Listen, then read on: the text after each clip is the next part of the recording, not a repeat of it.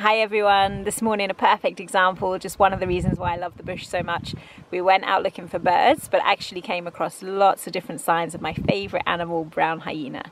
So I've put a few videos together here for all of the signs that I found. Unfortunately, it's kind of unlikely that I'm going to get to show you the animal itself. I'm a little bit late on in the day now, and they are very strictly nocturnal, normally active dawn until dusk. Having said that, winter is definitely the best time to see them during the day. I've had some of my best brown hyena sightings for sure in July's. Then sometimes active a little bit later in the morning, maybe up a little bit early in the afternoon before they start to forage. But yeah, they're also very shy, elusive, don't exist in huge numbers.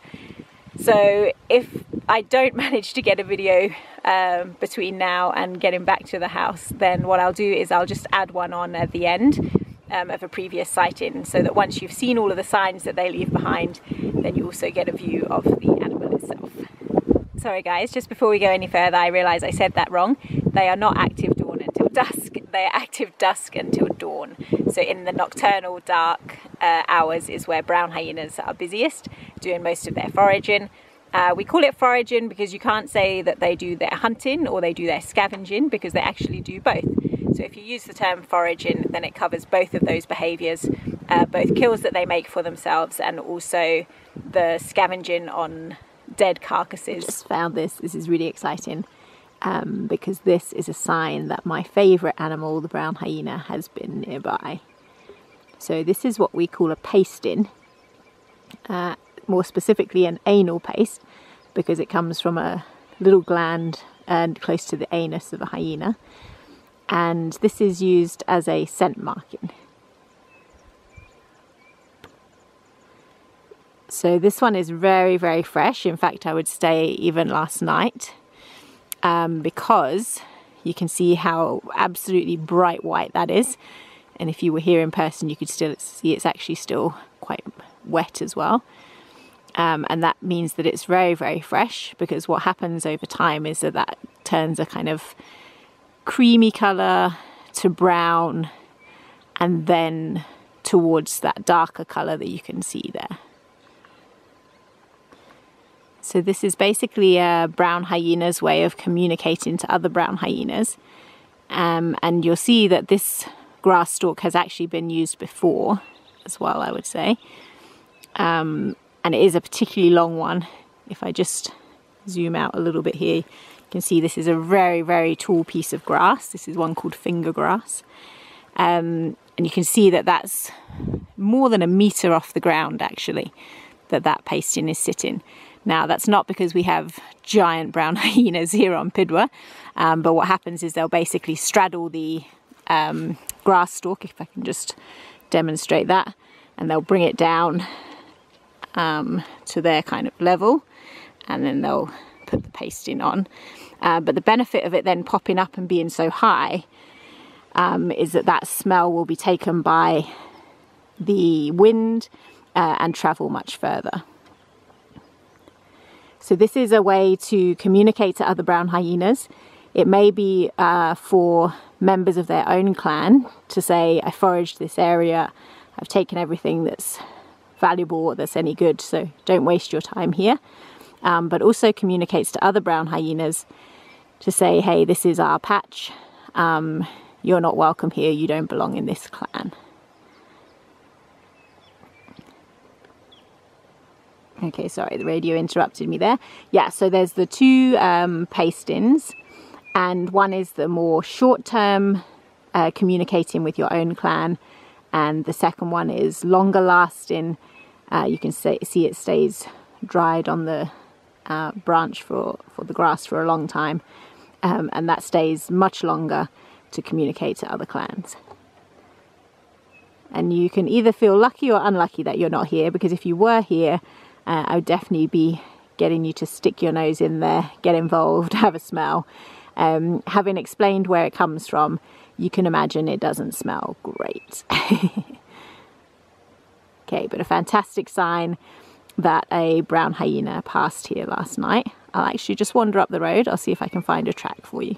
Okay, so I have found a track here. Unfortunately, it's not ideal because it's not completely in the sunshine, so it's a little bit hard to see, but I've drawn a big circle around it, so hopefully you can see what I'm looking at. And I'm just going to try and point out the features that tell us this is a hyena track. So a brown hyena track even.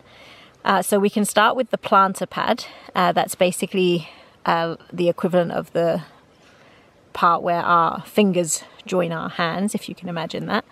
And we can see here the number of lobes, and we've got 2. So there's one here, then it comes to a little peak, and then another one here.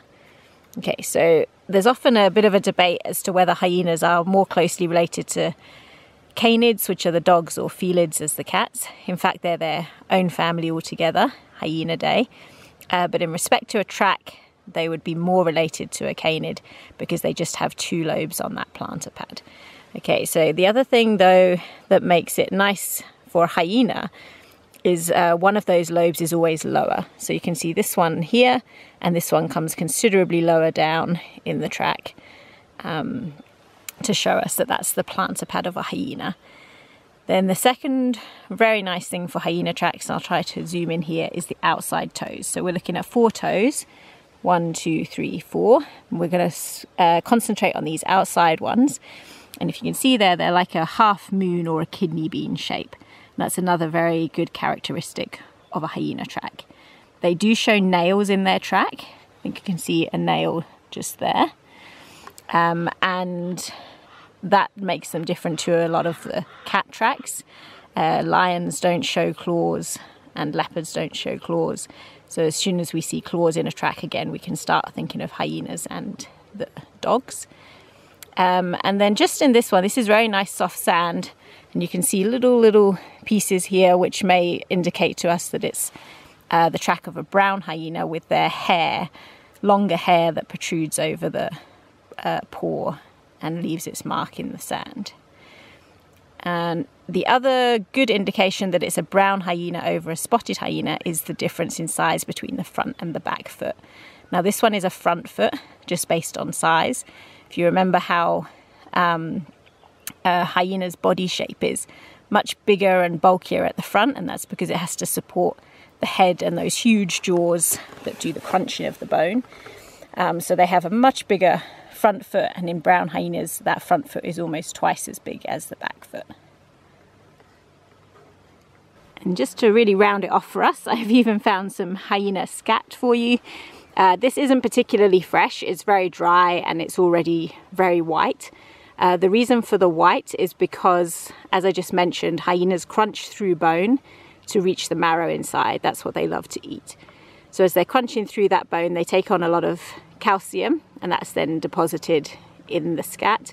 If this was fresh, it would be more of a creamy brown colour, and then as it ages, it turns more and more white. So this is quite an old one, but definitely a sign that the hyenas use this route regularly. So just having come back to the house here to put all the videos together, it also means I've come back to my book. So I just wanted to show you this fantastic illustration. This is in Lee Guttridge's book of Mammal Track and Sign. And this just shows you what I was talking about in the video. So day 1 there, that's what we saw this morning. Very, very white, fresh pasting. And then this just takes you through the different colour changes over the days as it gets darker. Also another great picture here, just in case you were having trouble in the video, is the track. And you can see it beautifully there, how that one lobe of the plantar pad comes down lower.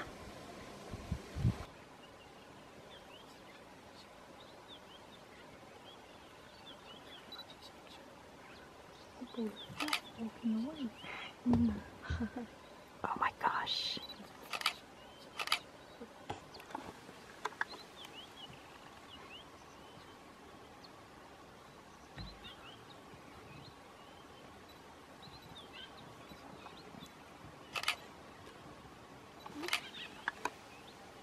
So that brownie video that I put in there, that was from a sighting last year around September.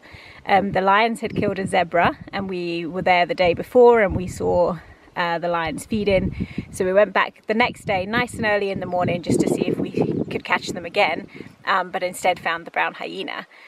So something that you might notice from that video, just when it's walking up the road there with all its hair standing on end, and that's something that we call piloerection. That means hair erection, and it's something that they do when they approach a carcass, just to look bigger and a bit more formidable. There was actually a jackal there as well in the area, so it was basically the brown hyena's way of saying to the jackal, hey, you know, I'm big and I'm scary and I want to feed on that instead of you. So if you have enjoyed a little bit more information about the brown hyenas, then we do have a separate brown hyena page. I'm just going to put the details below here for Project Impisi.